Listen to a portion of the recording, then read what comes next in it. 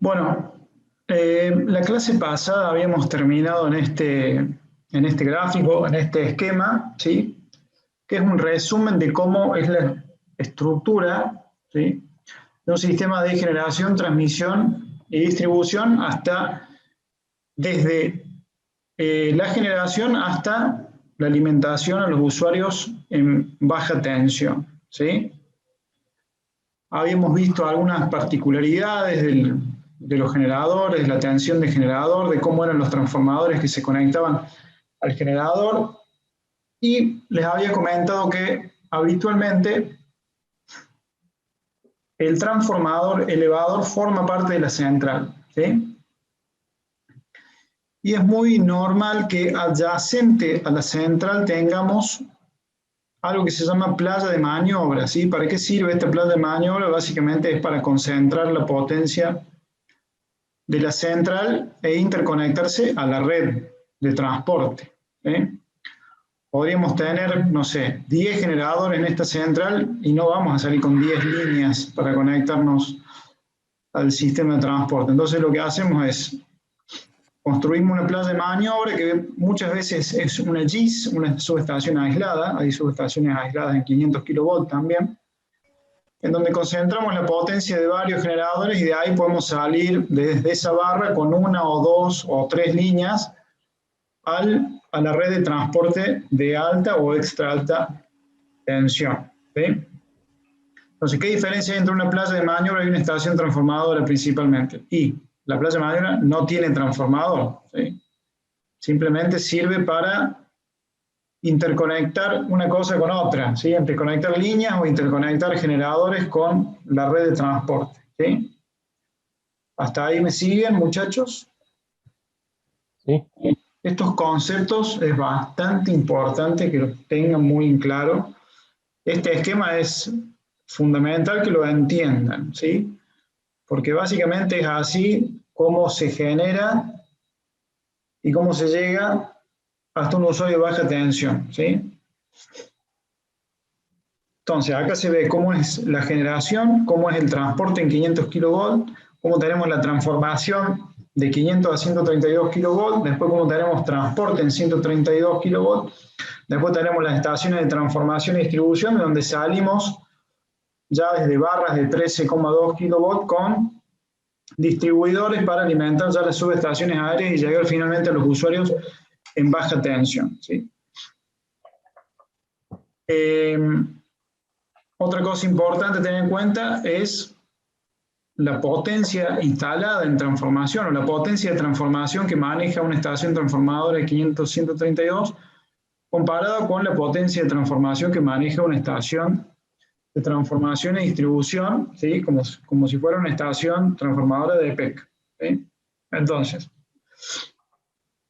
normalmente los módulos de transformación para este tipo de estación de transformación y distribución oscilan entre 25 y 60 MVA.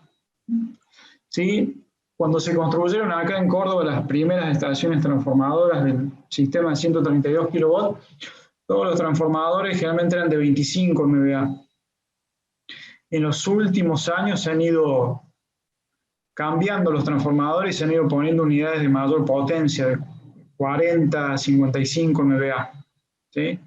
Es muy normal que escuchen que los transformadores son 40-55 MVA.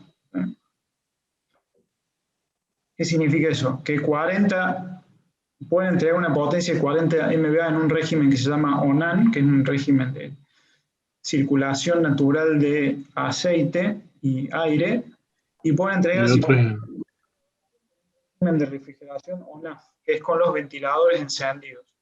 ¿Sí? Tienen ventilación, ¿sí?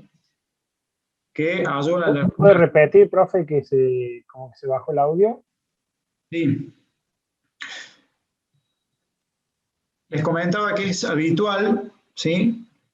Identificar la potencia nominal de estos transformadores, ¿sí? Como por ejemplo 40-55 MVA, o también se suele indicar como, no sé, 28-40, ¿sí?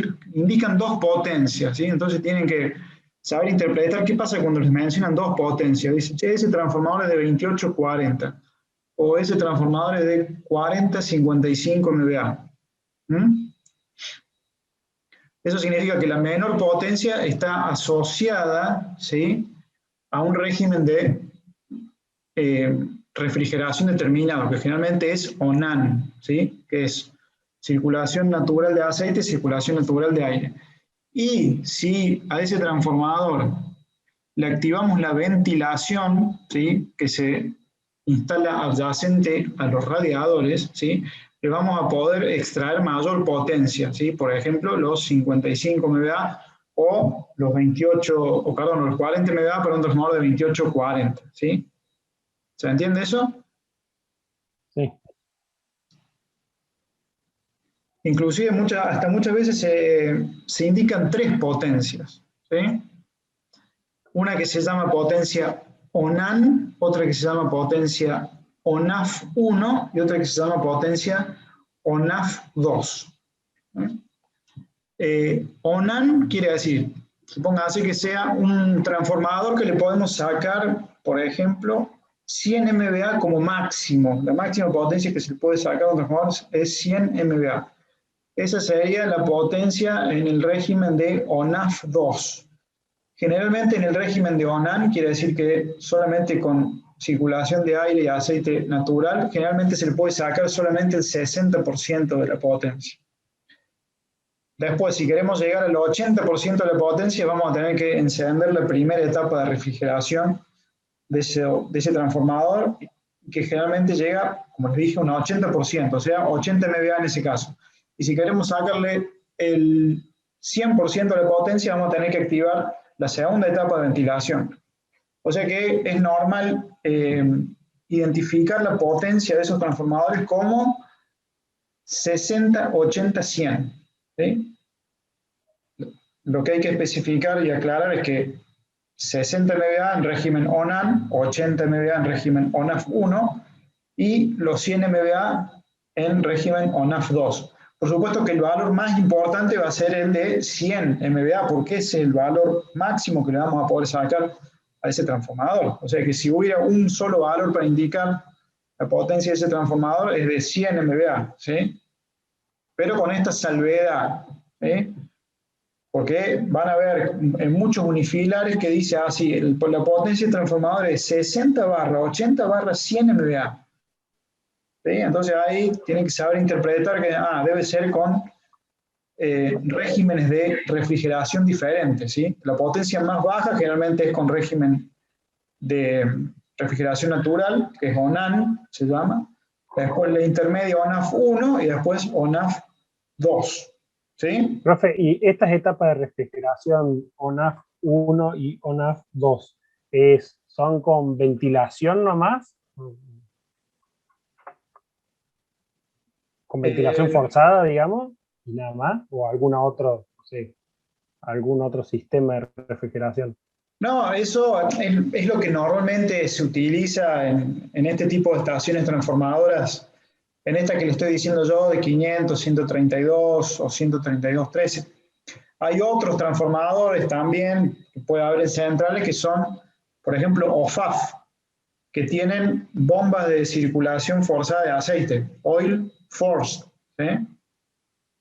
Ajá. O sea que tienen régimen ONAN, tienen ONAF y hay otro que se llama OFAF, que es con aceite también forzado a través de bombas.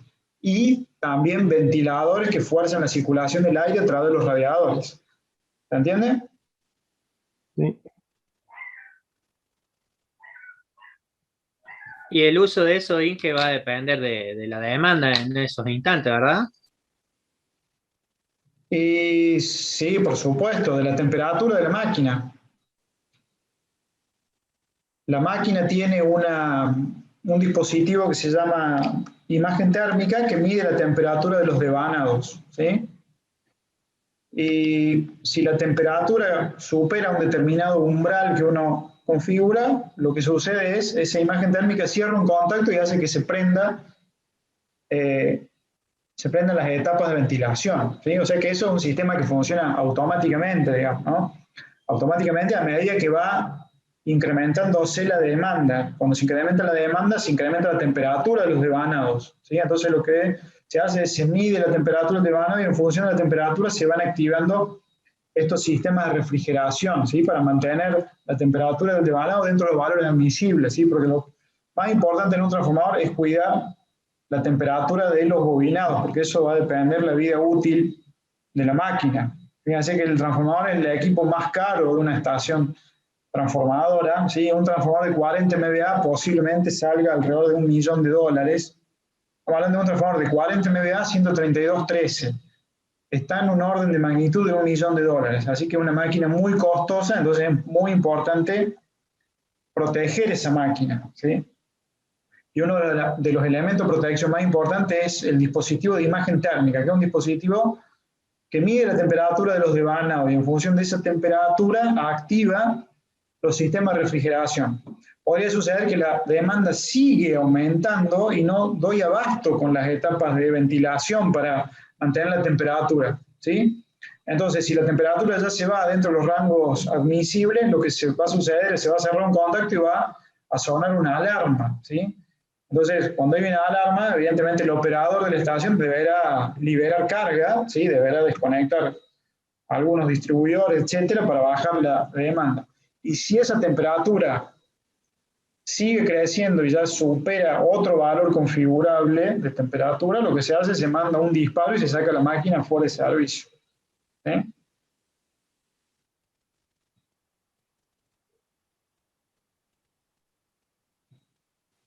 ¿Hasta ahí me siguieron? Sí, perfecto. Sí, sí. Cualquier duda, muchachos, pregunten, ¿sí? Yo no sé si esto de los transformadores, estos conceptos de refrigeración, ustedes los habían visto ya en máquinas eléctricas.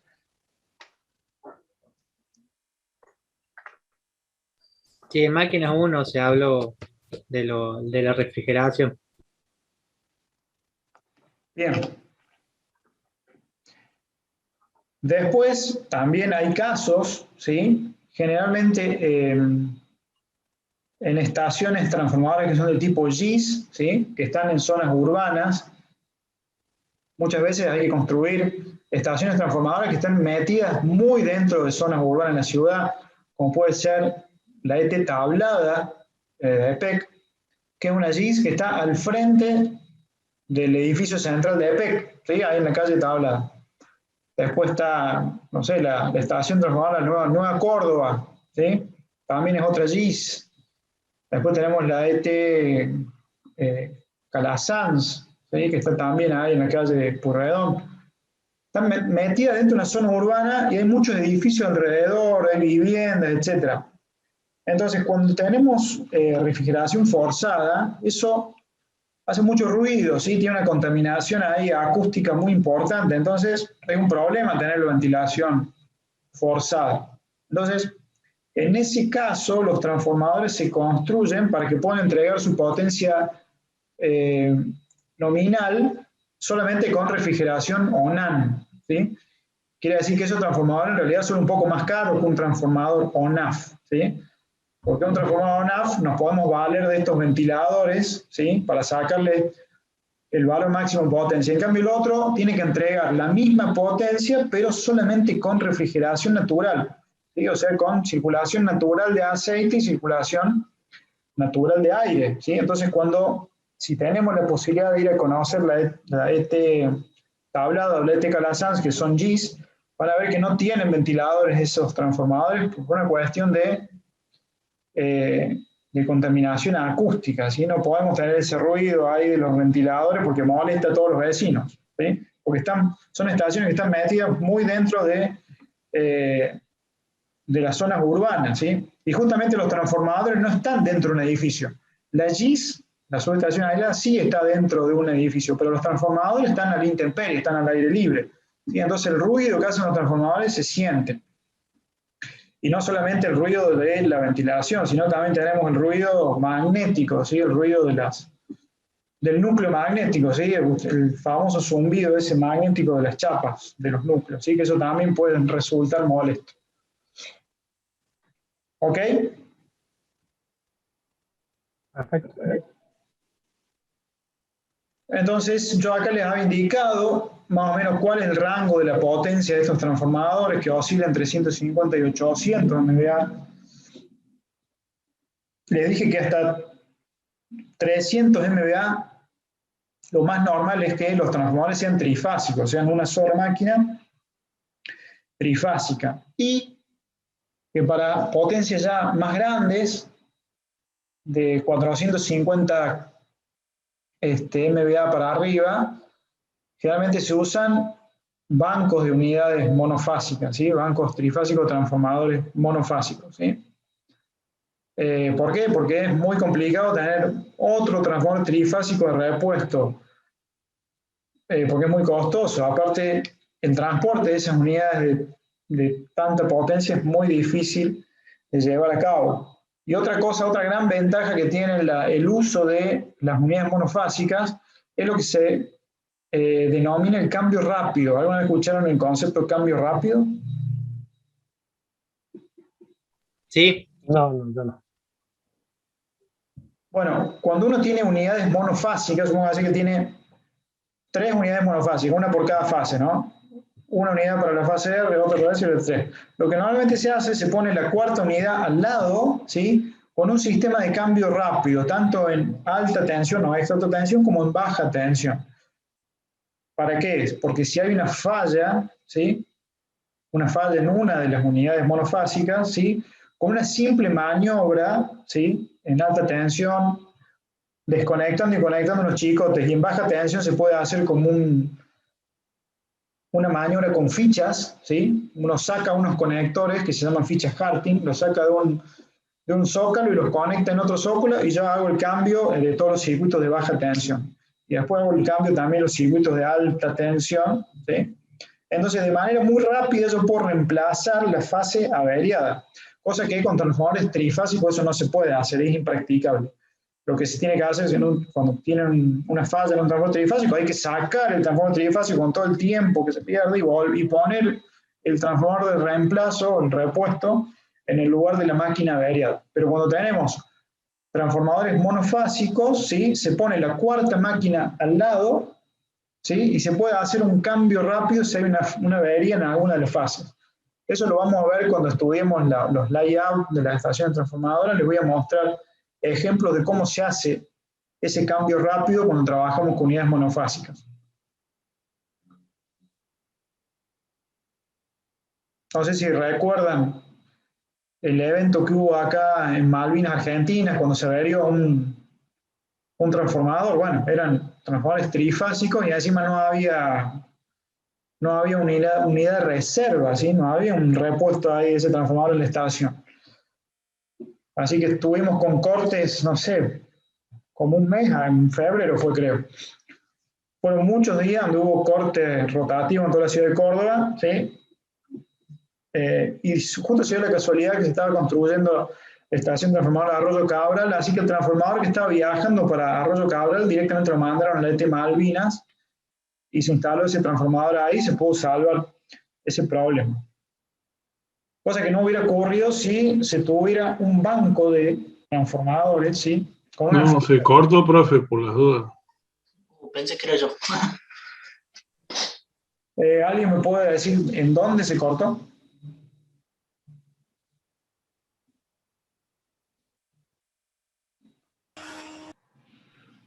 Listo.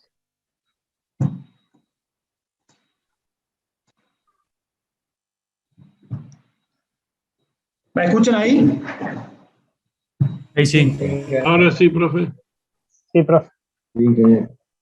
Lo que decía el profe, que por ahí usted puede cortar la cámara para que no lo ocupe ancho de banda. Sí, pero no es por eso, no sé, hay algún problema hoy, pero no importa. ¿Hasta dónde me escucharon, chicos? Hasta Arroyo Cabral, que estamos usando el transformador de ahí. Que eso fue cuando ocurrió la falla ahí de un transformador de 300 MVA en Malvinas, hace varios años atrás. No me acuerdo en qué año, pero puede haber sido 2014. No, antes fue que antes de 2012. antes del 2011, o 2011 o 2010. 2010, bueno, no me acuerdo. Bueno, se estaba construyendo la ET de Arroyo Cabral cuando ocurrió este problema con un transformador ruso, ahí en Malvinas, Argentina, un ZTR. Bueno, falló esa máquina y bueno, hubo una pérdida muy importante de demanda, se cayeron 300 MVA, no había cómo reemplazarlo a ese transformador y justo se dio la casualidad que se estaba construyendo la estación transformadora Arroyo Cabral y el transformador para Arroyo Cabral estaba viajando hacia la estación. Y lo que se hizo, se lo desvió, en vez de ir a Arroyo Cabral, se lo mandó directamente a Malvinas, Argentina, y se lo pudo instalar ahí. Y bueno, después se tuvo que comprar otro para Arroyo Cabral. Y de esa forma se pudo subsanar el problema. Que no hubiera ocurrido si, por ejemplo, había un banco de unidades monofásicas, como le estaba explicando, porque la gran ventaja de utilizar unidades monofásicas es instalar la fase de reserva, ¿sí? Que eso vamos a ver que también se usa mucho con reactores de potencia, ¿sí? Pero eso lo vamos a ver más adelante cuando veamos los esquemas unifilares, los layouts, las plantas y cortes de las estaciones. Vamos a ver cómo se hacen los cambios rápidos de unidades monofásicas, de transformadores y de reactores. Esa es la gran utilidad del uso de unidades monofásicas, el cambio rápido de la fase de reserva, que se hace muy rápido, se puede hacer en cuestión de horas, se pone en servicio la fase de repuesto. Eso es muy útil.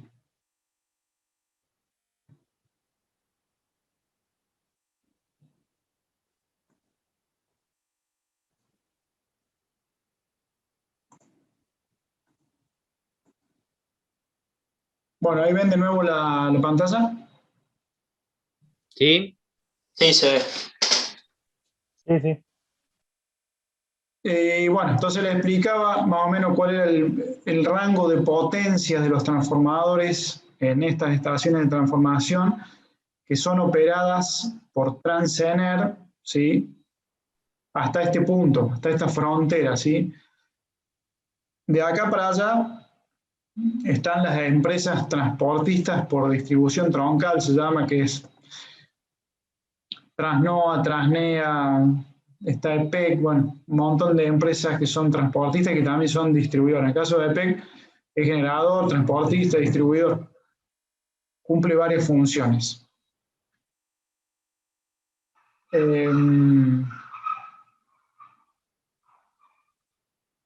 Y por supuesto, los transformadores en estaciones de transformación y distribución, que tienen un rango de 25 a 60 MW, siempre estamos hablando de unidades trifásicas, ¿no? Transformadores trifásicos.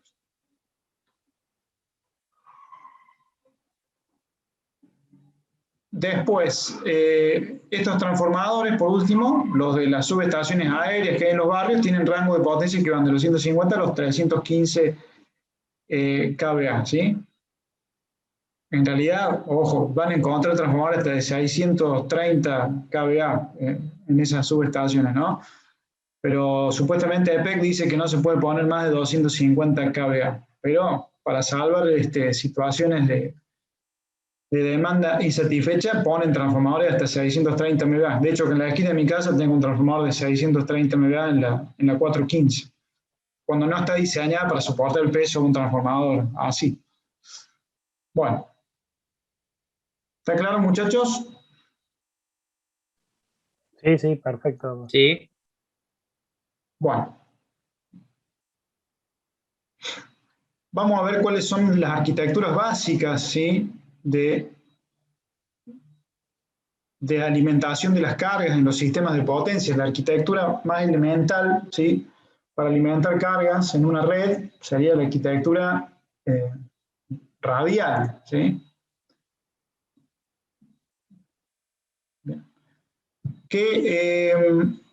La arquitectura radial se utiliza principalmente en donde las densidades de demanda no son tan importantes, ¿sí? Para alimentar pueblos que no tienen tantos habitantes, ¿sí? En donde se aceptan, ¿sí? Ciertos cortes de energía, ¿sí? Hay cierta tolerancia a cortes de cierta duración, ¿sí? Entonces, este tipo de sistemas radiales son bastante utilizados en zonas donde no hay mucha demanda de potencia, ¿sí? De hecho que hay estaciones de 132 kilovolts que están alimentadas radialmente, ¿sí?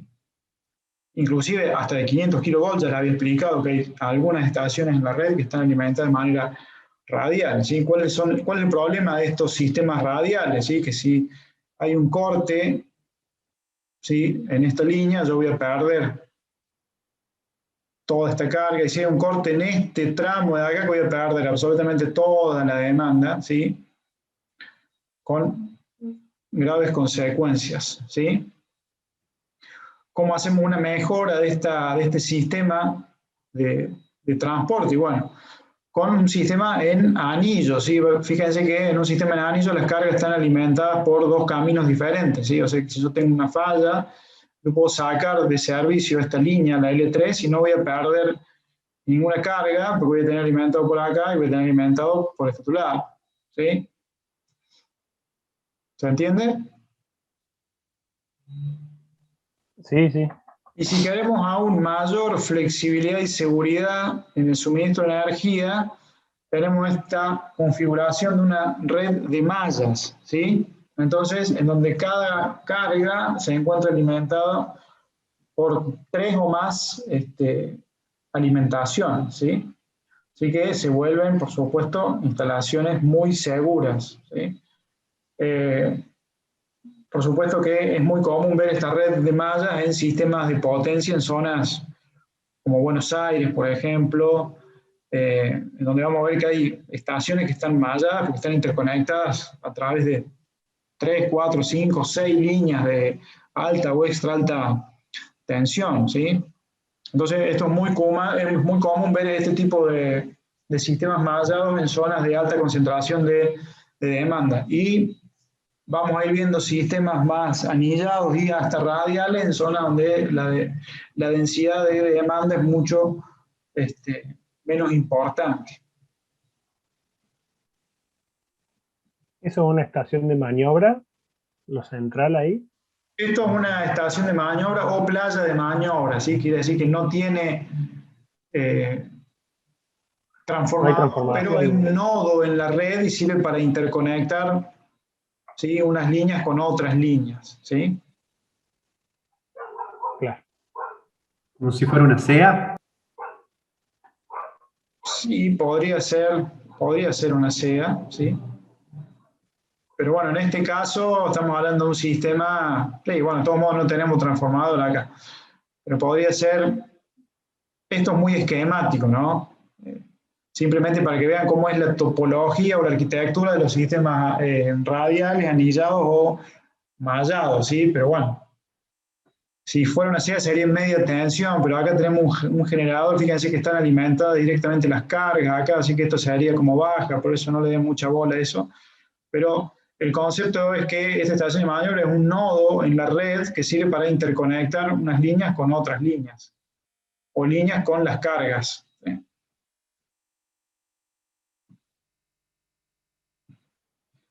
Bueno, este sería un plano, ¿sí?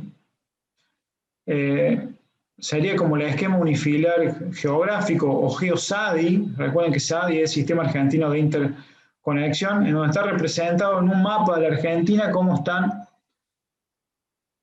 distribuidas las líneas, en este caso de extra alta tensión, ¿sí? Las líneas rojas que se ven ahí son las líneas de 500 kilovolts, ¿sí? Del Sistema Argentino de Interconexión, o lo que antes se denominaba SIN, Sistema Interconectado Nacional. Hoy en día se lo denomina SADI, Sistema Argentino de Interconexión, ¿sí? Yo les había mostrado este esquema, se puede descargar directamente en la página de Camesa, ¿sí? O inclusive pueden entrar acá a esta que no es otra página, en realidad no es la página de Camesa, sino es como un aplicativo de Camesa, ¿sí? Para entrar directamente, a ver si podemos acceder acá.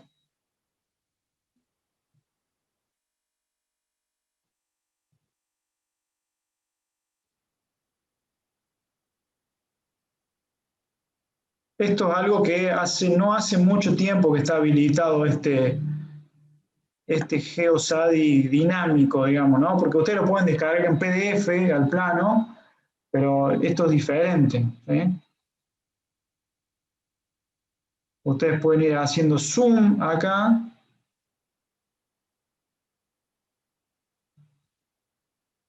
Lo interesante de esto es que ustedes pueden hacer doble clic.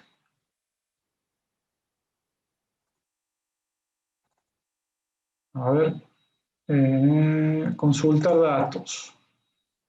Doble clic.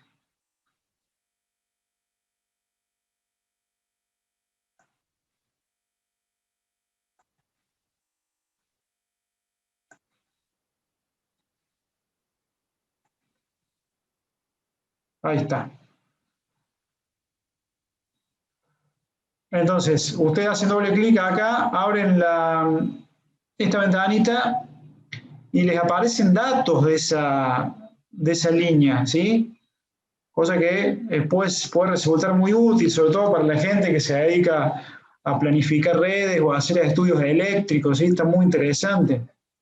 Porque les dice, bueno, cuál es la identificación de la línea que va a dar más fuerte a Malvinas, la longitud que tiene, cuáles son los parámetros de la línea, la resistencia por kilómetro, reactancia, susceptancia, la sección, ¿sí? Fíjense, del conductor, 1130,4 milímetros cuadrados. En realidad esa es la sección total, no quiere decir que tiene un solo cable con esa sección, porque en realidad esas líneas tienen 4 subconductores generalmente, ¿sí? Y cada subconductor suele tener alrededor de 300 y pico milímetros cuadrados, ¿sí? ¿Se entiende? La línea 500 van a ver, presten atención, están formadas por 4 subconductores. Por eso esto de sección se refiere a la total, la sumatoria de las 4 secciones de cada subconductor. Dice cuál es la tensión de la línea y cuál es el agente que se encarga de la operación y mantenimiento de esa línea, que es Transener. ¿Sí?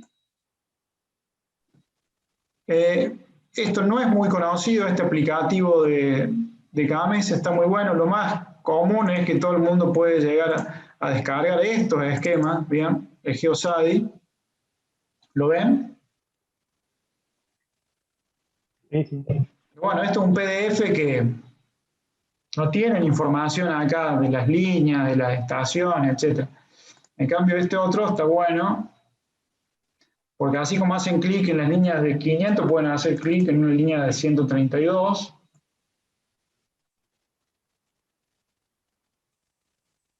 Pilar más fuerte.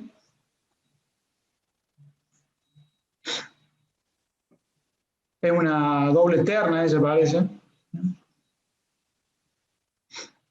Fíjense, esta es la línea 1, esta es la línea 2, dice la longitud, 76 kilómetros, los parámetros de la línea, la sección, 435 metros cuadrados, en realidad debe ser 455 milímetros cuadrados, que es la sección normalizada.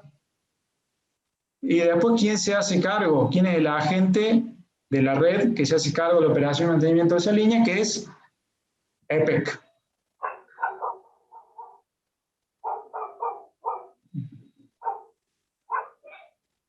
A ver, la estación de más fuerte, acá qué dato podemos sacar.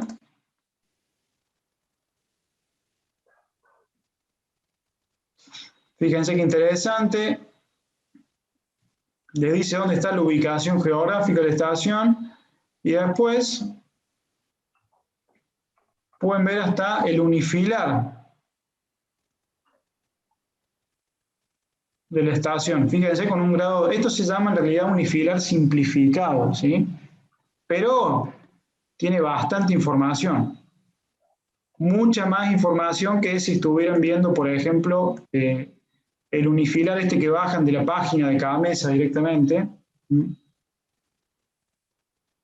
Pero que acá tienen en formato de unifilar sin importar tanto la ubicación geográfica, ¿sí? Pero tienen los esquemas más o menos de barra de las estaciones transformadoras, ¿sí? Pero este aplicativo les permite acceder a estos esquemas unifilares de cualquiera de las estaciones de la red, ¿sí? Supónganse, vayamos a una a una estación de EPEC.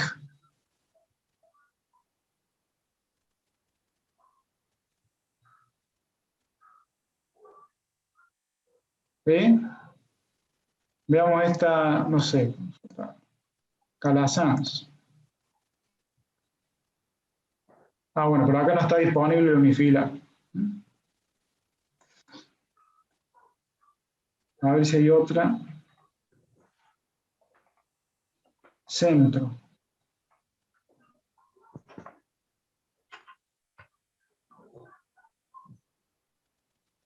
Claro, se ve que solamente están disponibles los unifilares de las estaciones de 500.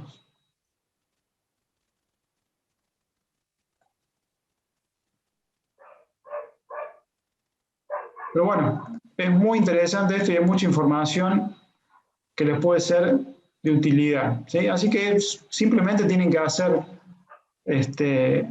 hacen clic ahí cuando yo les pase la presentación o anoten ahora si quieren cómo se llama esa página, ¿sí?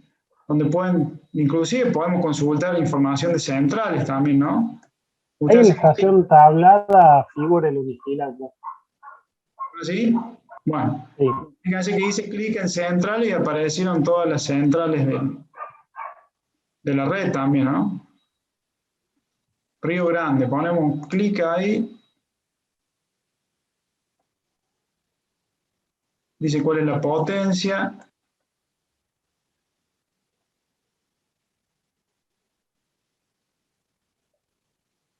Acá hay un... Ah, sí está el unifilar ahí, pero no lo podía ver. Río Grande, sí. ¿Sí? Acá están las 4 unidades de Río Grande, 187,5 megavatios, ¿sí? Con esos transformadores de 3 arrollamientos que yo les había comentado, ¿sí? Que son unidades monofásicas, ¿recuerdan? Y este es el esquema que se llama doble barra, doble interruptor, ¿sí? Esos esquemas ya los vamos a ver, por supuesto, más adelante en la cátedra, no se preocupen. Pero bueno, quería mostrar más o menos cómo funciona esta página, está muy interesante. Pueden sacar, fíjense, proyectos renovables inclusive, y mucha información, las regiones eléctricas, cómo se dividen. Ven el NOA, el NEA, región Cuyo, Centro, Litoral, Buenos Aires, Comahue, Patagonia y abajo, bueno. La verdad, si tienen tiempo, está interesante para hacer un recorrido. Hay muchísima información disponible sobre la red de transporte de extra alta, de alta tensión y de toda la generación que hay en el sistema, ¿no? Pueden sacar mucha información. Que esto está disponible desde hace no mucho tiempo, ¿no? ¿Ok? ¿Alguna duda? No.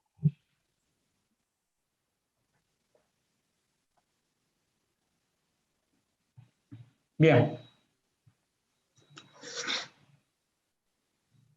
Entonces, acá tenemos un zoom en cómo es la conexión de la red de 500 kW con la red de 132 de la provincia de Córdoba, ¿sí? Ahí se puede ver también que tenemos una red de 66 kW bastante importante en nuestra provincia, ¿sí? Que son las líneas, está representada por las líneas marroncitas, ¿no? Todo lo que es azul, 132, rojo, 500 kW, y esas marroncitas son las líneas de 66, ¿sí? Fíjense qué importante acá es el nodo Malvinas Argentina, ¿sí? Por todas las líneas que interconectan ahí con Córdoba ciudad, y el nodo Pilar también es un nodo muy importante, ¿sí?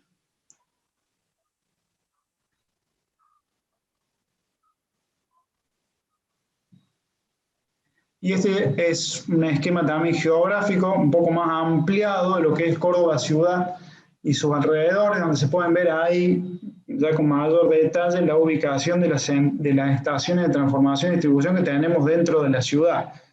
¿sí? Como es la T Oeste, Sur, Barrio Jardín, Nueva Córdoba, Calasanz. Calasanz es una GIS. Ya hace un par de años, bueno, el año pasado no, pero el anteaño ya habíamos dejado de visitar la ET Nueva Córdoba y empezamos a visitar la ET Calasanz porque era más moderna, ¿sí? En cuanto a lo que era protección y control. Bueno, la idea era cambiar un poco de estación para ir viendo algunas otras instalaciones, ¿no? Entonces, generalmente visitamos la Central Este, el centro, la ET Centro, donde está el centro de control provincial, la estación Calasanz y Malvinas Argentinas, ¿sí? Que es la de Transener. ¿Sí? Supuestamente era mucho más complicado las gestiones para lograr los permisos para ingresar a Malvinas, porque bueno, Transener es bastante estricto en cuanto a la documentación, etc. Y todo lo que era permisos para poder hacer la visita acá, bueno, es todo mucho más fácil de gestionar. Pero bueno, generalmente nunca hubo problema y todos los años ya, desde hace ya muchísimos años, ¿no? Estoy hablando de 25 años por lo menos que se hacen estas visitas a las estaciones transformadoras, que la verdad, ojalá que se puedan llegar a hacer en la segunda mitad del año. Bien. Vamos a hablar un poquito de cómo fue la evolución, ¿sí? De los niveles de tensión de las líneas de transporte, ¿sí? Ustedes saben que el desarrollo de los sistemas de transmisión se dio casi exponencialmente, ¿sí? Desde finales del siglo XIX, ¿sí? Hasta el día de hoy, ¿sí? Debido al desarrollo, por supuesto, de la inducción electromagnética, al desarrollo de los generadores de corriente alterna y a la invención del transformador, ¿sí? Y también, por supuesto, a la invención de las corrientes polifásicas por parte de Tesla. Bueno, en esas primeras décadas, últimas del siglo XIX, primeras del siglo XX, hubo un crecimiento prácticamente exponencial de los niveles de tensión para las redes de transporte, ¿sí? Hasta llegar al día de hoy aproximadamente a 1200 kilovolts, que te diría que es el techo para las líneas de transporte de alta tensión en alterna, ¿sí?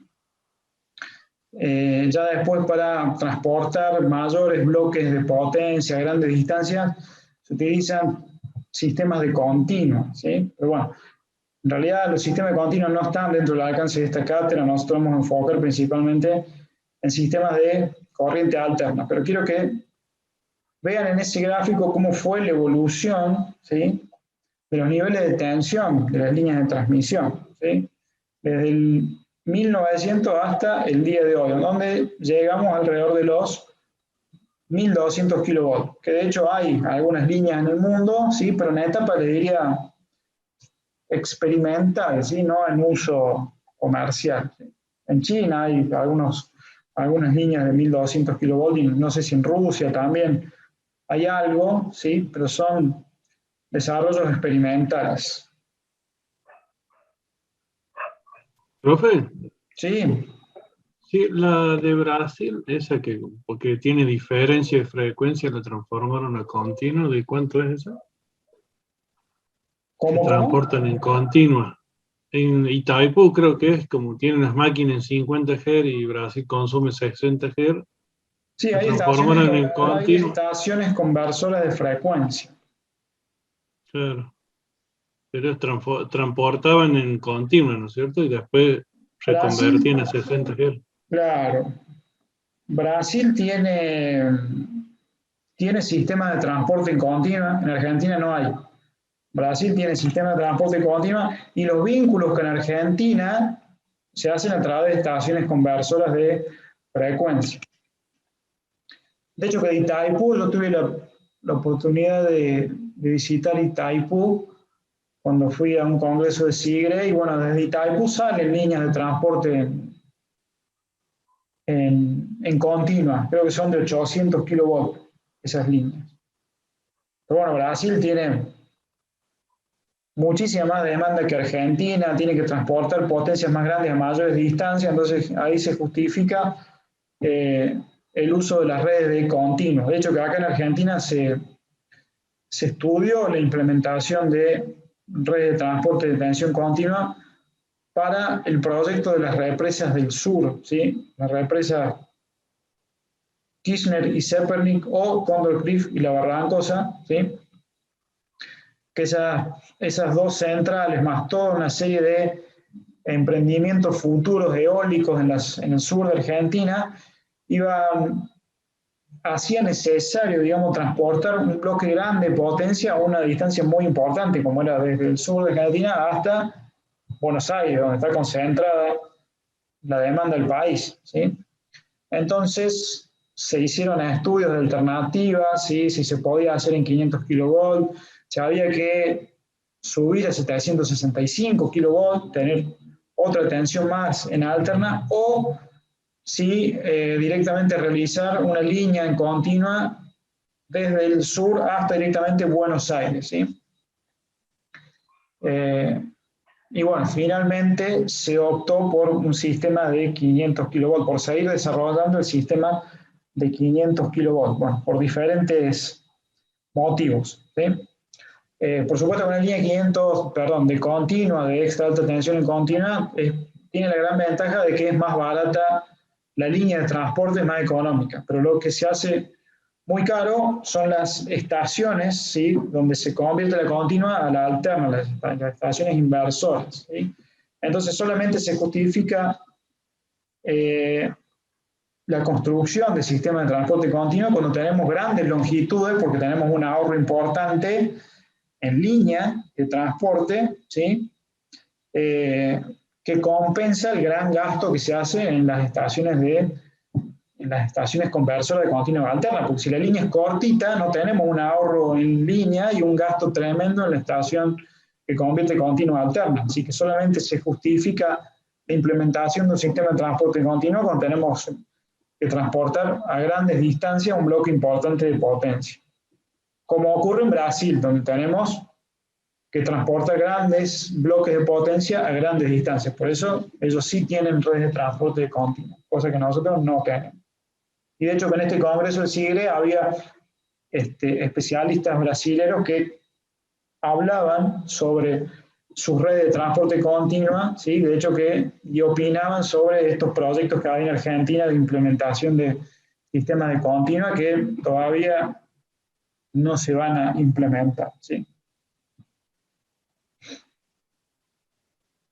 ¿Ok? Perfecto, profe, muchas gracias.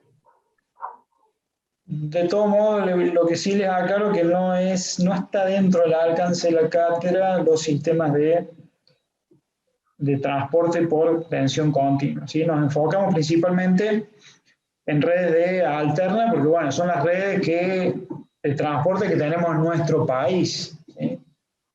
Entonces ponemos el foco en ese tipo de redes de alta tensión, de 66, 132, 220, 500 y hasta 500 kilovolts. Bien, vamos a realizar ahora una serie de definiciones, ¿sí? Importantes, ¿sí? Referidos a las tensiones que nos encontramos en un sistema, ¿sí? En un sistema de generación, transporte y distribución. Vamos a muchas veces escuchar tensión nominal de un sistema. ¿Cuál es la tensión nominal de un sistema? Es el valor de tensión entre fases que se utiliza para designar o identificar un sistema. ¿Cuál sería, por ejemplo, eso? Cuando decimos que tenemos una línea de 132 kilovolts. Listo, esa es la tensión nominal. Que es una tensión entre fases, ¿no? No una tensión entre fase y neutro. Es entre fases. Entonces, cuando decimos tenemos una línea de 13,2 kilovolts, una línea de 66, 132, 220, 500 kilovolts, ahí estamos hablando de tensión nominal de ese sistema. ¿Sí? ¿Está claro? Que no es la tensión que en realidad vamos a medir, si tuviéramos la posibilidad de medir en cada momento la tensión, no va a tener ese valor nominal. va a ir variando a lo largo del día, ¿sí? La tensión va a ir variando, a veces será más alta, a veces será más baja, se moverá dentro de un rango, ¿sí? ¿Quién fija o cuál es la entidad o la institución que fija cuáles son los límites de variación de tensión? Bueno, es CAMESA. Hay unos procedimientos de CAMESA que dicen, para redes de 132 kV de alta tensión, la tensión puede variar para más y para menos dentro de estos límites. Para redes de 500 kV, la tensión puede variar para más y para menos dentro de estos límites. Entonces, esos son procedimientos que tienen que cumplir las empresas que se encargan de operar y mantener esas redes, y por lo tanto tienen que mantener las tensiones dentro de esos límites, ¿sí? Por ejemplo, en 500 kV, CAMESA establece que la tensión se tiene que, en situaciones normales, tiene que variar más o menos 3%. En red de 500 kV, en situación normal. Y después dice, pero si llegara a haber alguna pérdida, algún elemento importante en el sistema de transporte, que se sale de servicio una línea, sale de servicio, no sé, una central, un transformador, etc. En ciertas situaciones, con ciertas contingencias, se puede aceptar variaciones más grandes de tensión, como por ejemplo más o menos 5%. En situación normal, la tensión debería oscilar más o menos 3%. O sea que Transener deberá operar esa red para que la tensión se mantenga dentro de esos márgenes, ¿sí? Entonces, una cosa es la tensión nominal del sistema y otra cosa es la tensión real que va a tener o que va a existir entre fases en un punto de la red determinado, porque inclusive la tensión va a ir variando de acuerdo al punto de la red y al momento del día, ¿eh? Entonces, esa tensión puede variar hasta un valor máximo, ¿sí? A un límite. Bueno, ese valor máximo va a ser la máxima tensión del sistema y el valor mínimo va a ser la mínima tensión del sistema. Entonces, el encargado de operar y mantener ese sistema deberá hacer todo lo necesario para mantener la tensión dentro de ese margen, dentro de la banda establecida por la máxima tensión del sistema y la mínima tensión del sistema, ¿sí? Profe, una consulta. Entonces, esa tensión máxima sería el más 3% en la línea 500, por ejemplo. Depende en qué tipo de situación. Se establecen también ciertas situaciones. En condición normal, sí. En situaciones normales. Después hay situaciones anormales, ¿sí? Situaciones de emergencia, donde te dice, bueno, vos podés tener un margen mayor de variación de tensión durante un tiempo determinado, ¿sí? Hasta solucionar el problema, ¿sí? Va a depender. Ya después les voy a, si quieren, les muestro cómo es el procedimiento y dice, situación normal más o menos 3%. En situación de pérdida de un elemento de la red de transporte, de una situación de emergencia o contingencia, bueno, más o menos 5% durante tanto tiempo, ¿sí? Más o menos se establece de esa forma las bandas de variación de tensiones. Ante una situación normal, con toda la red operando normalmente, en donde las variaciones de tensión se dan por variaciones de demanda, principalmente, y se aceptan mayores variaciones de tensión, ¿sí? Ante ciertas contingencias o fallas en la red, ¿sí? Porque cuando ocurren fallas, ¿sí? Ocurren transitorios de tensión, la tensión se eleva o se baja, entonces debemos regular la tensión en la red mediante ciertos mecanismos para volver a la normalidad, ¿sí? Entonces se establece un cierto tiempo para volver dentro de los umbrales normales, ¿sí? Y después tenemos lo que se denomina la máxima tensión de un equipo, ¿sí? Que eso es un valor con el que se identifica, por ejemplo, a ver, un interruptor de alta tensión o un seccionador de alta tensión, es la máxima tensión que puede soportar ese equipo entre fases, de manera continua y permanente, ¿sí? Entonces, ¿qué relación hay entre, por ejemplo, la máxima tensión del sistema y la máxima tensión de un equipo? Y la máxima tensión de un equipo tendrá que ser mayor que la máxima tensión de operación del sistema, porque la máxima tensión de operación del sistema puede estar todo el tiempo, puede estar meses operando a la máxima tensión, ¿sí? Porque está permitido que opere la máxima tensión, ¿sí? Mientras yo me mueva dentro de una banda, puedo estar operando el límite superior, no hay problema. Entonces, cuando yo compro un interruptor, la tensión de ese equipo, la tensión máxima del equipo, tiene que ser superior a la máxima tensión del sistema, ¿sí? Entonces, cuando ustedes compran, por ejemplo, un interruptor de 500 kV de tensión nominal, van a ver que la tensión de ese equipo, que generalmente se denomina tensión nominal del equipo, que no tiene nada que ver con la tensión nominal de la red, ¿sí? Lo más común es que sea de 550 kV. Quiere decir que ese equipo puede soportar de manera indefinida o continua 550 kV, ¿sí? Por supuesto que la máxima tensión de nuestro sistema en Argentina no va a llegar nunca a 550 kV porque estaría fuera de los rangos de operación, ¿sí? Entonces se cumple esto de que la máxima tensión del equipo es superior a la máxima tensión de operación del sistema. ¿Ok? Perfecto. Y por ejemplo, un interruptor de 132 kV, van a ver que en la placa del interruptor dice tensión nominal del interruptor 145 kV. ¿Sí? Quiere decir que la máxima tensión del sistema debería ser igual o menor que 145 kV.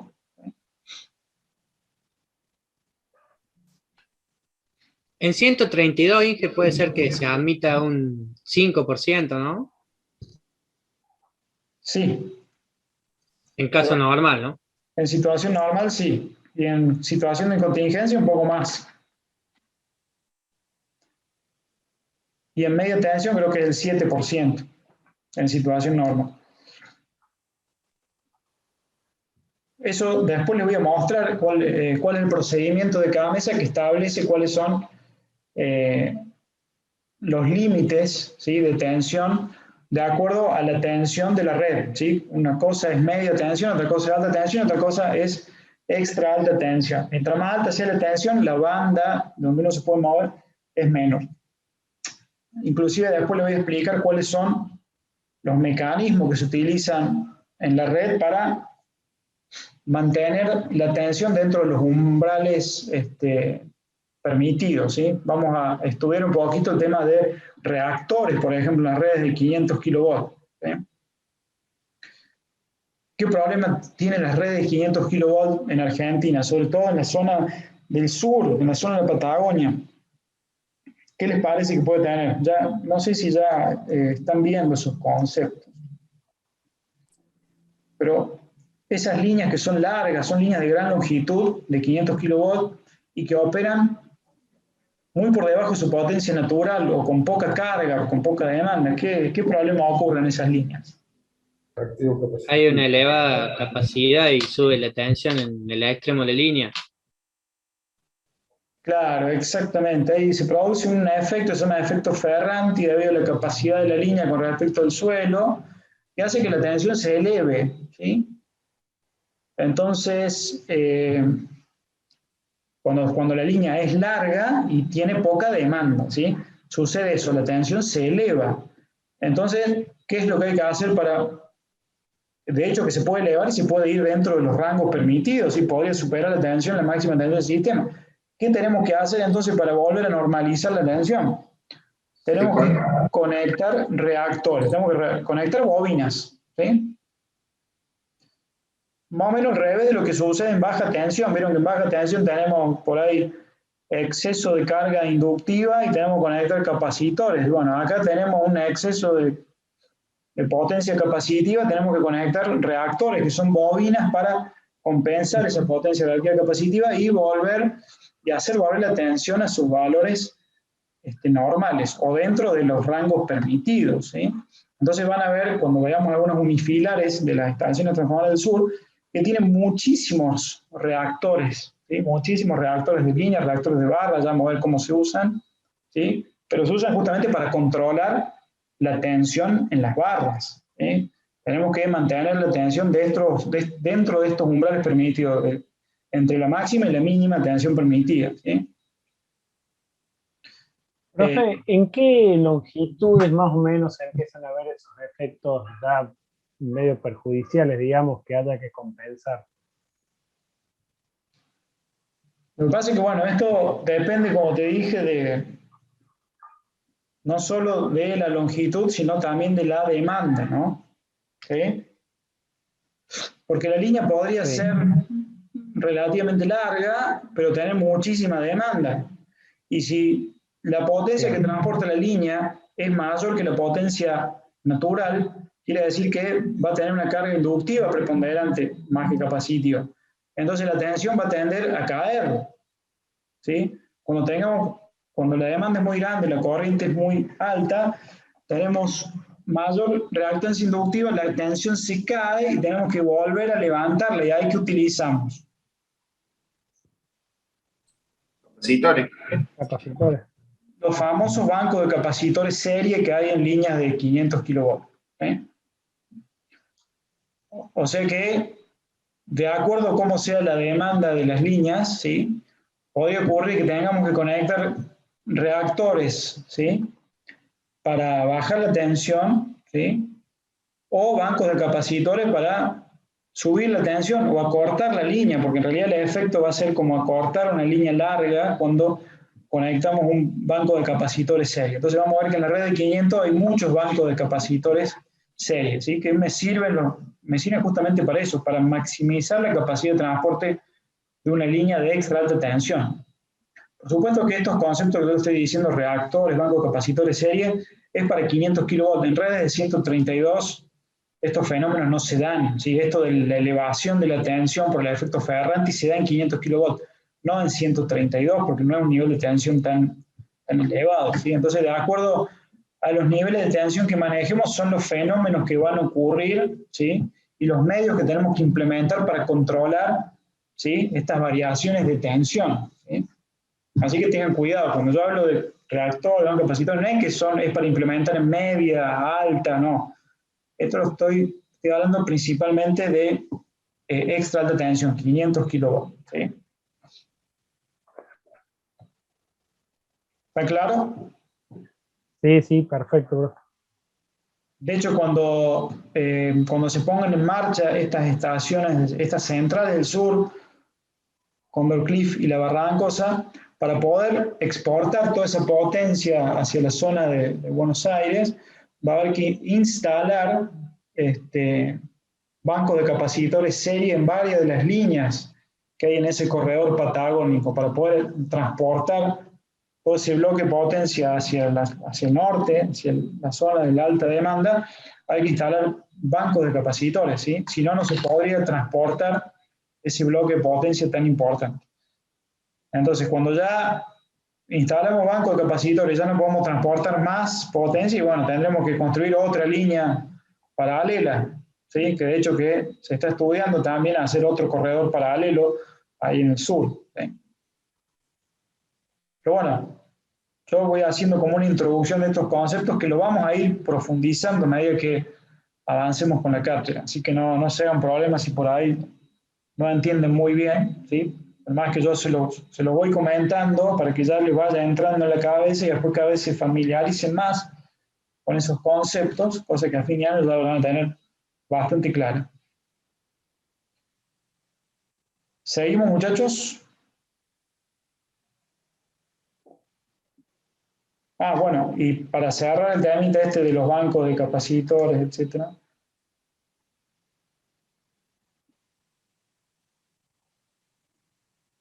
Esto, por ejemplo, que está simbolizado acá, es un banco de reactores de línea, ¿sí? Esto representa una bobina, y esto es un reactor de neutro. Después vamos a ver para qué sirve el reactor de neutro, ¿sí? Entonces van a ver que, cuando vean así estos unifilares, van a ver que tienen estas bobinas acá. ¿Ven esta línea acá que sale de Malvinas Argentinas? Sí. Esto es un reactor de línea, ¿sí? Este reactor tiene un interruptor. Esto simboliza un interruptor. Quiere decir que ese reactor lo vamos a conectar o desconectar de la línea en función de cómo sea la demanda, la potencia que circule por esta línea, ¿sí? Si la demanda es muy baja, ¿qué significa? Que la tensión se va a elevar, ¿sí o no? Sí. Entonces, si la tensión se eleva, lo que vamos a hacer, lo vamos a conectar al reactor, vamos a cerrar el interruptor y lo conectamos. Y si la demanda se hace muy importante, crece la demanda, ¿sí? En determinado horario, ¿sí? Puede ser verano, 3 de la tarde, pero mucha demanda en el sistema, entonces la tensión, si está conectado al reactor, se empieza a caer la tensión. Entonces, para retomar la tensión normal, vamos a tener que desconectarlo al reactor. ¿sí? Entonces, en función de la demanda de la línea, este reactor que se llama maniobrable, un reactor de línea maniobrable, lo vamos a tener que conectar o desconectar. Entonces, cuando vean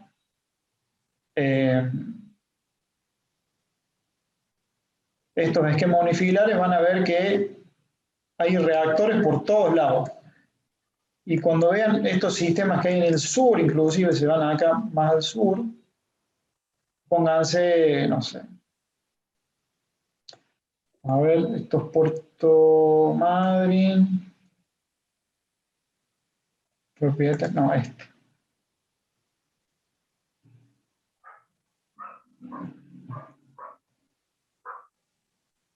Puerto Madryn.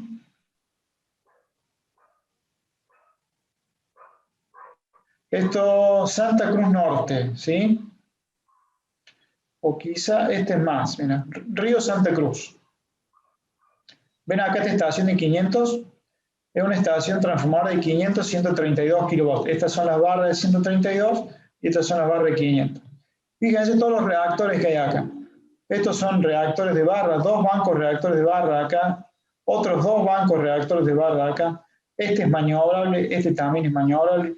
Reactor de línea acá, otro reactor de línea, este es de 80 MVAR, megavolt-ampere reactivo, este es 150 MVAR. Estos son 2 bancos de 25 MVAR, o sea, entre estos dos son 50 MVAR. ¿Ven la cantidad de reactores que hay en esta estación? ¿Sí? ¿Por qué? Porque en esta zona del sur las líneas son largas, fíjense esta línea, 392 kilómetros. ¿Sí? Esta 167 kilómetros.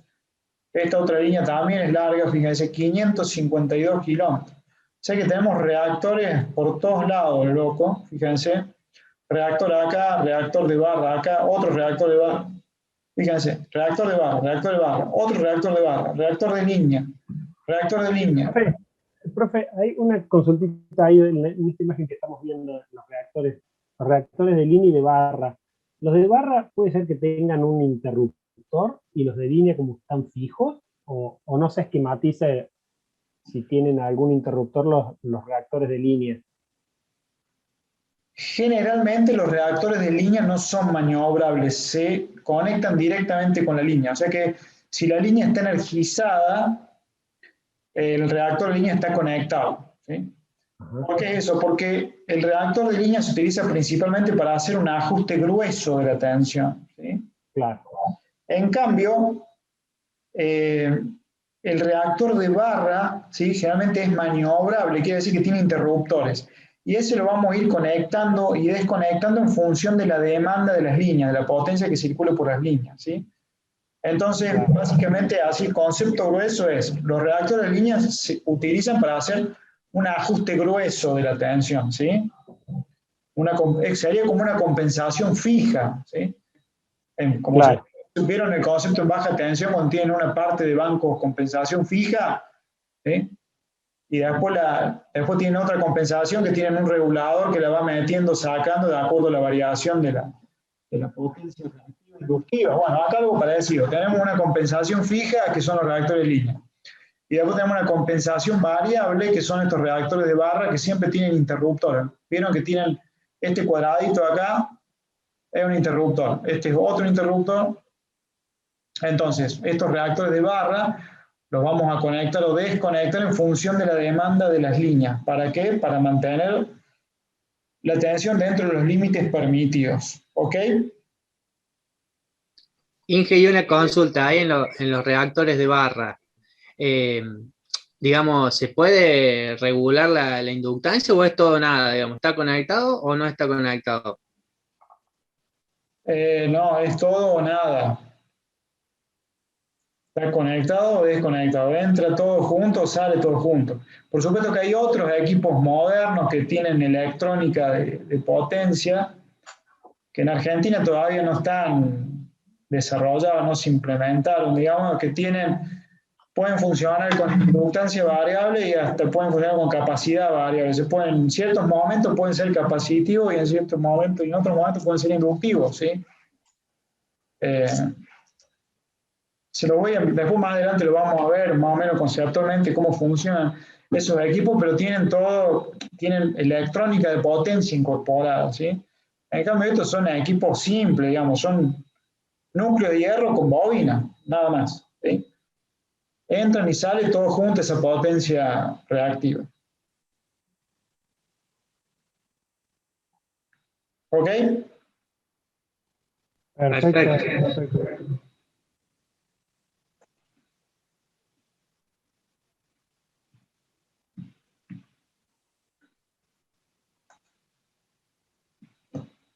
Bueno, entonces ya hablamos de estos conceptos de tensiones. Después, algo importante para que tengan en cuenta, las normas internacionales. Yo les había dicho que nosotros nos basamos mucho en la normativa en la IEC, que es la normativa europea. La norma IEC, la 60071, establece, digamos, una clasificación de niveles de tensión con unos rangos de tensión determinados. Por ejemplo, tenemos baja tensión, le llama a tensiones hasta 1 kilowatt. Media tensión le llama entre 1 y 45 kV, alta entre 45 y 300, extra alta entre 300 y 800 y ultra alta tensión mayor de 800 kV.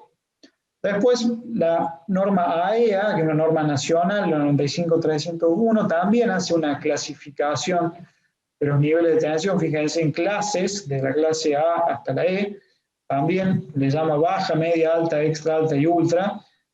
Bajas serían tensiones menores o iguales a 1 kV, media, tensiones entre 1 y 66, menores a 66 en realidad, alta, iguales o mayores a 66, hasta 220 kV, más de 220 ya es extra alta tensión, y hasta 800, y más allá de los 800 ya es ultra alta tensión. Es una clasificación que hace nuestra norma nacional AEA, ¿sí? Después, tenemos esta otra norma, la IEC 60038, ¿sí? Que establece, por ejemplo, para determinadas tensiones nominales, ¿sí? ¿Cuál es la máxima tensión del equipamiento? ¿Sí? Lo que se trata, por supuesto, siempre a nivel mundial es de estandarizar los niveles de tensión, ¿sí? No podemos tener, ¿sí?, infinitos niveles de tensión porque sería muy complicado. Se tendría que fabricar toda la paramenta de alta tensión, tendría que ser todo a medida del cliente, ¿sí? Cada país, imagínense, cada país tendría un nivel de tensión distinto. Entonces, lo que se trata de hacer en la medida posible es estandarizar, ¿sí? Que exista la menor cantidad de niveles de tensión posible, ¿sí? Fíjense que en el mundo existen redes de 132 kV como hay en nuestro país, pero también hay de 138 kV de tensión nominal, ¿sí? Yo creo que Bolivia me parece que tiene, por ejemplo, 138 kV. Bolivia tiene tensiones de 138 y creo que tiene 230 kV, por ejemplo, ¿sí? Entonces, esta norma dice cuáles son los valores de tensión nominales que se prefieren, ¿sí?, o que se deberían adoptar, y cuáles son los valores máximos de tensión de equipamiento que se corresponde a cada uno de esos valores de tensiones nominales, ¿sí? Entonces, si tenemos redes de tensión nominal de 132 y 138, cualquiera de los dos, corresponden a equipos de 145 kV. Quiere decir que si yo estoy en Argentina o estoy en Bolivia, debería comprar interruptores de tensión nominal de 145 kV, ¿sí? Que de hecho que es una tensión estándar para fabricantes como ABB, Siemens, General Electric, etc., ¿sí? Entonces, si estoy en países que tienen 220 kV como Argentina o 230 como Bolivia, de hecho, tengo una red de estos niveles de tensión, debería comprar equipos de 245 kV de tensión nominal, ¿sí? Y fíjense que algunos valores los pone entre paréntesis, como diciendo, estos valores serían preferibles no utilizarlos, dice. Los valores indicados en paréntesis no deberían ser considerados como no preferibles. Es recomendado que esos valores no sean usados para nuevos sistemas a ser construidos en el futuro, ¿eh? ¿Se entiende? Porque la idea justamente es siempre tener la menor cantidad posible de tensiones nominales, ¿sí? Fíjense que esto es un despropósito, tener estas dos tensiones nominales. Imagínense que si esto me llevara a tener o me llevara a comprar equipos distintos, ¿sí? Entonces eso complica. Fíjense que después tenemos en el mundo redes de 110 y de 115 kilovolts, que corresponden a equipos de 123 kilovolts. Tenemos redes de 66 kilovolts, como en nuestro país también. Tenemos redes de 69 que corresponden para equipos de tensión nominales de 72,5 kilovolts. ¿Sí? ¿Se entiende esta tablita? Sí, sí. Sí, Bien. O sea que de acuerdo a esta tablita, es decir, en nuestro país, entonces tenemos 132 kilovolts para una red de alta tensión, entonces correspondería a equipos de 145 kilovolts como de máxima tensión de equipamiento, ¿sí? Pero hay que tener mucho cuidado. Hay veces que en donde se dan situaciones muy particulares, ¿sí? Hay veces que hay que construir estaciones transformadoras en lugares que están a una gran altura sobre el nivel del mar, por ejemplo, no sé, 3.000 metros sobre el nivel del mar, ¿sí? En esas situaciones ustedes saben que la rigidez del aire disminuye muchísimo, ¿sí? Entonces, ¿qué pasa? Yo he participado en algunos proyectos en Perú, por ejemplo, uno que se llamaba, una estación transformadora que se llama Pomacocha, de 220 kilovolts era la estación transformadora, y estaba como a, no sé, 3.600 metros sobre el nivel del mar, era una zona muy alta, ¿sí? Entonces, no se podían utilizar equipos de 245 kilovolts, ¿sí? Porque eran insuficientes. Se hacía un estudio que se llama de coordinación de aislación y resulta que el aislante que se utilizaba en los equipos de 245 kilovolts no es suficiente para generar las distancias necesarias, las líneas de fuga y las distancias en aire necesarias. Entonces, había que utilizar equipos de 345 kilovolts en redes que eran de 220 kilovolts, ¿sí? Pero por esta situación particular de que eran instalaciones que estaban a gran altura sobre el nivel del mar. O sea que cuando ustedes participan en un proyecto son cosas que tienen que prestar atención. Una cosa es estar a menos de 1.000 metros y otra cosa es estar a más de 1.000 metros. Cuando están a más de 1.000 metros, ojo porque se empiezan a desclasificar los equipos y es muy probable que tengan que utilizar equipos de mayores tensiones nominales a pesar de esta tensión nominal de la red, ¿sí? Que a simple vista ustedes dicen, listo, vamos tranquilo. Si estoy en la red de 132, voy con 145. Esto es así o se cumple en situaciones normales. ¿Qué sería una situación normal cuando estamos a altura sobre el nivel del mar menor a 1.000 metros? Cuando estamos a más de 1.000 metros, hay que tener mucho cuidado, ¿sí? Hay que hacer estudios particulares que pueden llevar a tener que utilizar equipamientos de mayores tensiones nominales a las que figuran en esta tabla. ¿Ok?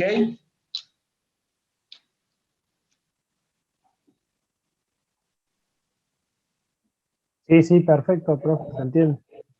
Bien. Continuamos esta otra tabla, ¿sí? de la IS 60038, establece también para redes que exceden los 245 kilovolts de tensión máxima de equipamiento, ¿sí? Fíjense, dice highest voltage for equipment, ¿sí? Establece cuáles son las máximas tensiones de equipamiento ya para redes de extra alta tensión. Fíjense que dice 550 kilovolts, quiere decir que en nuestro país, como tenemos 500 kilovolts, ¿sí? Corresponde utilizar 550 kilovolts como tensión máxima del equipamiento, ¿sí? En algunas instalaciones de nuestro país tenemos algunas redes de 345 kilovolts al norte de nuestro país, en una interconexión que hay con Chile, y ahí hay que utilizar equipos, por ejemplo, de 362 kilovolts de tensión máxima justamente del equipamiento, ¿sí? O sea que en Argentina tenemos estos dos casos, 550 y 362. Este que está entre paréntesis también le dice que es preferible no usarlo.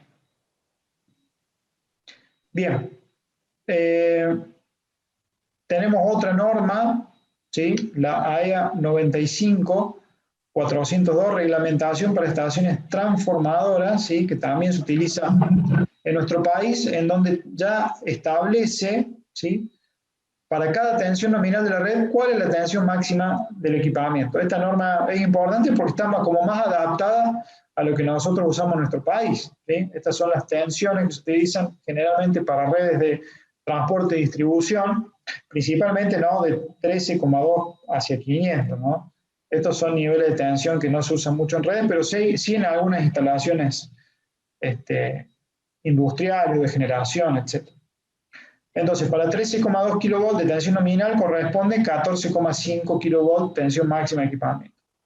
33 corresponde a 36, 66, 72,5.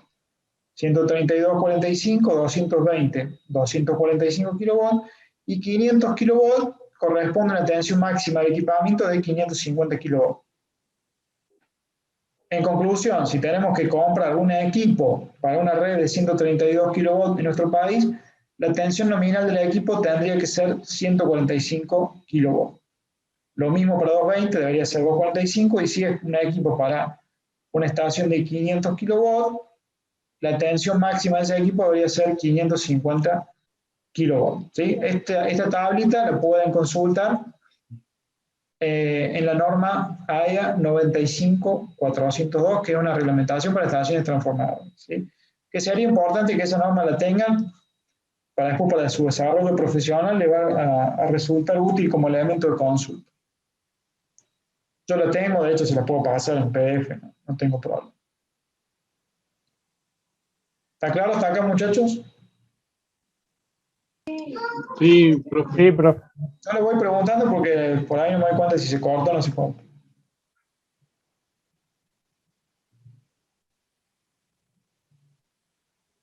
Esta es otra tabla resumen de cuáles son los niveles de tensiones nominales. Estas son tensiones nominales que utilizamos en nuestro país para redes de baja, media, alta y extra alta. ¿Sí? Esto lo tienen que saber muy bien. ¿Sí? El nivel de extra alta tensión 330 a 345. Si yo les digo, ¿dónde hay una red de 330? Y bueno, más o menos tienen que tener una idea. La red de 330 en realidad está en el sur, hay una interconexión ahí entre la central Futaleufú y Puerto Madryn, que es en 330 kV. Que es la única línea de 330 kV que hay en todo el país. Y esta de 345 está en el norte de Argentina, ahí en el NOA, porque hay una interconexión con Chile que tiene 345 kV. ¿Sí? También es un caso medio especial. ¿Sí? La mayor longitud de líneas de alta tensión es de 66, 132, 220, 500 kV.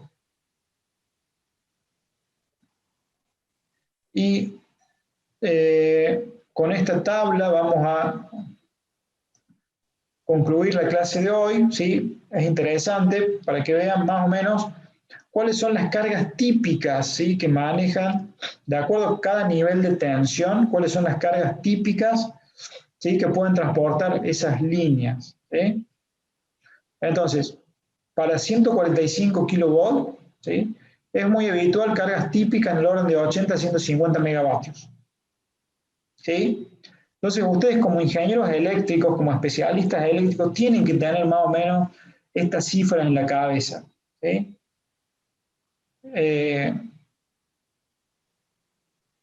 Vieron, así como ustedes tienen, qué sé yo, le dicen, che, ¿qué corriente se va con un cable de 2,5 milímetros cuadrados? Más o menos, ¿lo saben? 16 amperes más o menos. Por supuesto. Perfecto. ¿Bien? Bueno. Entonces, si uno le pregunta, pues, che, ¿qué potencia puede manejar una línea de 132 kilovatios? Y más o menos entre 80 y 150 megavatios. ¿Sí? Ustedes como ingenieros eléctricos tienen que saber más o menos. Porque si alguien dice, che, tengo que transportar una potencia de 1000 megavatios y ponete una línea de 132, error. Habría que poner varias líneas de 132, pero no hay forma. Entonces, estos umbrales o cargas típicas en MVA para líneas, ¿sí? Estamos hablando, por supuesto, de simples ternas, líneas de una sola terna, ¿no? Entonces, fíjense que líneas de 500 kilovolts, sí, es bastante habitual que el rango de potencia oscila entre 800 y 2000 megavatios, ¿sí? Entonces, acá tenemos una tabla, son tablas, por supuesto, son valores estimados, ¿no? No quiere decir que haya líneas de 132 kilovolts que manejen menos potencia, puede haber líneas de 132 que manejen, no sé, 50 MVA o megavatios, ¿sí? Pero esto para que se den una idea de cuáles son las franjas habituales, ¿sí? Porque si tenemos líneas de 132 que manejan mucha potencia, por ejemplo, 200 megavatios, y lo más probable es que esa línea tenga muchas pérdidas, ¿sí? Que no sea una línea económica, ¿sí? Sino que tenga grandes pérdidas, porque para esas potencias las corrientes van a ser muy importantes. Si las corrientes son importantes, vamos a tener muchas pérdidas, ¿sí? Y se va a decir, no, bueno, pero le aumentemos el conductor, bueno, la sección del conductor, entonces va a ser costosísima la línea. Entonces tiene que haber estas cargas típicas, en realidad, está asociada a cuestiones técnicas económicas, ¿sí? Son cargas que económicamente es posible transportar con esos niveles de tensión, ¿sí? Hay veces que hay ciertas cargas que no es compatible con cierto nivel de tensión, ¿sí? Yo no puedo transportar 1000 megavatios con 13,2 kilovolts, porque el nivel de corriente sería una cosa extremadamente alta, entonces el nivel de pérdida sería extremadamente importante y no sería económicamente posible transportar esa potencia en ese nivel de tensión. ¿Está claro? Lo mismo pasa con baja tensión. Con baja tensión, y bueno, pueden transportar hasta cierto valor de corriente. ¿Ya? Para corriente más alta, y van a decir, no, acá tenés que ir a media tensión. Bueno, estamos en lo mismo. El concepto es el mismo. Para baja tensión, tenemos toda una determinada potencia que se puede usar. Y ya para potencias más altas, y bueno, deberemos ir ya a niveles de tensión más elevados para bajar la corriente y que sea técnicamente posible poder transmitir o transportar esas potencias, ¿sí? Entonces, estos son, sí, les repito, las cargas típicas para esos niveles de tensión, tanto en alterna como en continua, ¿sí? ¿Se entiende, muchachos? Sí. Bien. Bueno, entonces, esta noche vamos a cortar acá y la clase que viene ya vamos a darle un cierre a la unidad 1, que nos queda ver la parte de económica, ¿sí? De las líneas de transporte, curva de carga, factor de carga, tiempo de utilización, tiempo equivalente. Y la clase que viene ya cerraríamos la unidad 1 y vemos si arrancamos algo de la unidad 2. ¿Alguna duda que les haya quedado, muchachos? No por mi parte. Bueno, ya saben que si después se les ocurre algo, tienen alguna consulta, tírenlo al grupo ahí, no hay ningún problema y nosotros le respondemos. Bueno. Que tengan muy buenas noches, muchachos, disfruten el feriado. Bueno, muchas gracias. Gracias, igualmente. Buenas noches. Esto después lo sube, ¿no? El tema es que le voy a hacer algún ajuste, por eso cuando termine de dar la unidad yo lo voy a subir. Perfecto, muchas gracias, profe. Muchas Chao, gracias. muchachos. Hasta luego.